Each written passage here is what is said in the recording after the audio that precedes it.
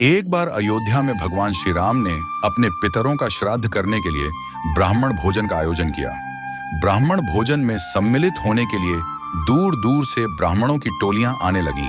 भगवान शंकर को जब यह मालूम हुआ तो वे जिज्ञासावश एक वृद्ध ब्राह्मण का रूप धरकर ब्राह्मणों की टोली में शामिल होकर वहां पहुंच गए और श्री राम जी से बोले, मुझे भी भोजन करना है। नमस्कार दोस्तों, स्वागत है आपका अपने YouTube चैनल तथ्य में।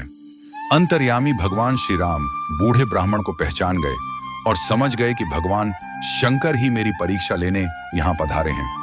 ब्राह्मण भोजन के लिए जैसे ही सबको बिठाया गया, भगवान श्री राम ने स्वयं उस वृद्ध ब्राह्मण के चरणों को अपने कर कमलों से धोया और आसन पर बिठाकर भोजन परोसना शुरू कर दिया।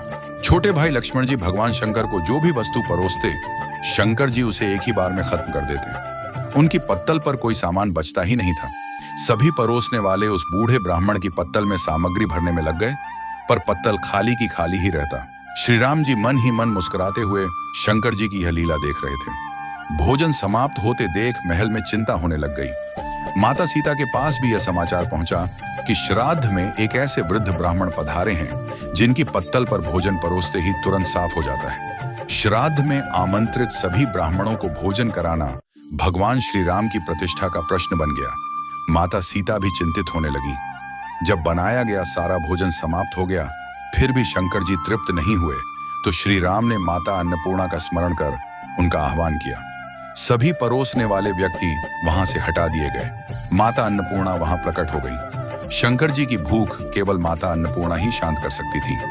श्री राम जी ने माता अन्नपूर्णा से कहा, अपने स्वामी को आप ही भोजन कराइए, इन्हें आपके अतिरिक्त और कोई तृप्त नहीं कर सकता है। मां अन्नपूर्णा ने जब अपने हाथ में भोजन पात्र लिया तो उसमें भोजन अक्षय हो गया। अब वे स्वयं विश्वनाथ को भोजन कराने लगी। मां अन्नपूर्णा ने पत्तल में एक लड्डू परोसा। भगवान विश्वनाथ खाते खाते थक गए, पर वह समाप्त ही नहीं होता था। मां ने दोबारा परोसना चाहा तो भगवान शंकर ने मना कर दिया। शंकर जी हंसते हुए डकार लेने लगे और बोले, तुम्हें आना पड़ा, अब तो मैं तृप्त हो गया। मां अन्नपूर्णा काशी की अधीश्वरी हैं, इसलिए वहां एक कहावत प्रचलित है, बाबा बाबा सब कहें, माई कहे न कोय। बाबा के दरबार में माई कहें सो होए। अब शंकर जी भगवान श्री राम सीता की मर्यादा की परीक्षा लेने लगे। शंकर जी श्री राम जी से बोले, मैं इतना खा चुका हूं कि मुझसे अपने आप उठा नहीं जा रहा है, मुझे जरा उठाओ। हनुमान जी अपने स्वामी का कार्य करने के लिए आगे बढ़े और शंकर जी को उठाने लगे, परंतु वे उन्हें उठा नहीं सके। श्री राम जी ने लक्ष्मण जी से शंकर जी को उठाने के लिए कहा। अनंत के अवतार की शक्ति भी अनंत होती है। लक्ष्मण जी ने शंकर जी को उठाकर एक पलंग पर लिटा दिया। अब शंकर जी ने कहा, मेरा मुख और हाथ धो दो।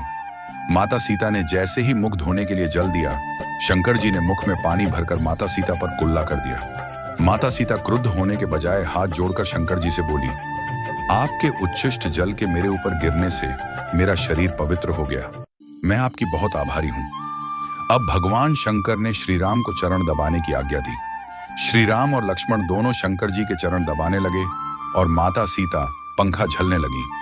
प्रसन्न होकर भगवान शंकर ने कहा, मैंने तुम्हारी मर्यादा की परीक्षा ली जिसमें तुम सफल रहे। तुम्हारी जो इच्छा हो मुझसे मांग लो। श्री राम ने कहा, प्रभु आपके पास जो चीजें हैं, विष का भोजन, विषधर सर्प, गजचर्म, बूढ़ा बैल, भूत प्रेत पिशाच, वे हमारे किसी काम की नहीं है। इसलिए आप अपने चरणों की भक्ति दें और मेरी सभा में कथा सुनाया करें। तब से शंकर जी राम सभा के कथावाचक बन गए और पूर्व कल्पों की कथाएं सुनाया करते थे। जय गौरी शंकर सीताराम। दोस्तों, अगर आपको आज की वीडियो अच्छी लगी तो हमें अपने विचार जरूर कमेंट बॉक्स में लिखा कर बताएं। इस वीडियो को लाइक और शेयर करिए और चैनल पर नए हैं तो चैनल को सब्सक्राइब करिए। मिलते हैं अगली वीडियो में, तब तक के लिए नमस्कार।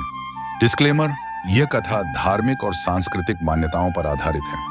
इसका उद्देश्य मात्र भक्ति और सद्भाव का प्रसार करना है।